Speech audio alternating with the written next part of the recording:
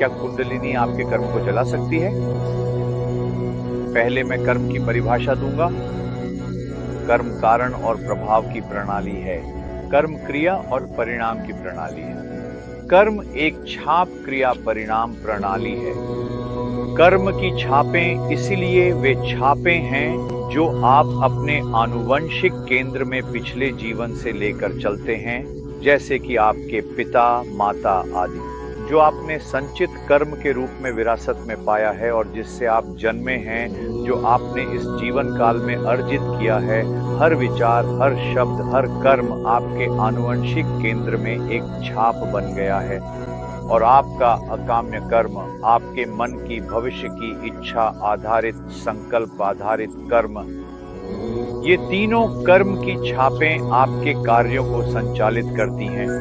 यदि आप इन पर प्रश्न करेंगे तो आप महसूस करेंगे कि आप वही हैं जो आप इतने वर्षों से सोचते आ रहे हैं, बोलते आ रहे हैं और करते आ रहे हैं। इसलिए यदि आपको एक बेहतर जीवन चाहिए, यदि आपको बेहतर संबंध चाहिए, यदि आपको सफलता, शांति, अच्छा स्वास्थ्य चाहिए, तो आज ही आपको अच्छे कर्म, अच्छी कर्म की छापें विकसित करना शुरू करना होगा और नकारात्मक छापों या पाप की छापों या पाप पूर्ण कर्म की छापों, बुरी कर्म की छापों को अपने आनुवंशिक केंद्र से हटाना होगा।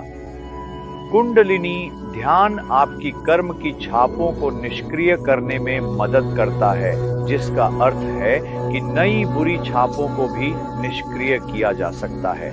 आप अपने आनुवंशिक केंद्र में नई कर्म की छापों के प्रवेश को रोक सकते हैं। आज्ञा ध्यान अकाम्य कर्म को निष्क्रिय कर देता है। तुरिया ध्यान अकाम्य और प्रारब्ध कर्म दोनों को निष्क्रिय कर देता है। तुर्यातीत ध्यान, जब आप सार्वभौमिक ऊर्जा क्षेत्र और उससे परे स्थिर परम शक्ति के साथ ध्यान करते हैं, वह अवस्था आपको आपके अकाम्य, प्रारब्ध और यहाँ तक कि संचित कर्म को भी निष्क्रिय करने में मदद करती है। लेकिन आपके हर कर्म के भीतर स्वयं में समाहित होता है पूर्ण सटीक परिणाम शांति, परमानंद, सुख या पीड़ा हो सकता है। आप इससे बच नहीं सकते। आपको अपना कर्म हमेशा के लिए जलाने के लिए दो और काम करने होंगे।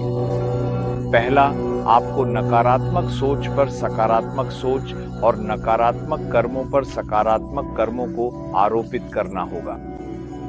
दूसरा, आपको अपने कर्म के संस्कार को परिष्कृत करना सीखना होगा।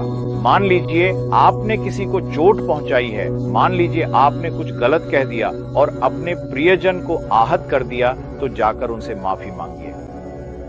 पता लगाइए कि आपने जो उन्हें चोट पहुंचाई है उसकी भरपाई आप कैसे कर सकते हैं।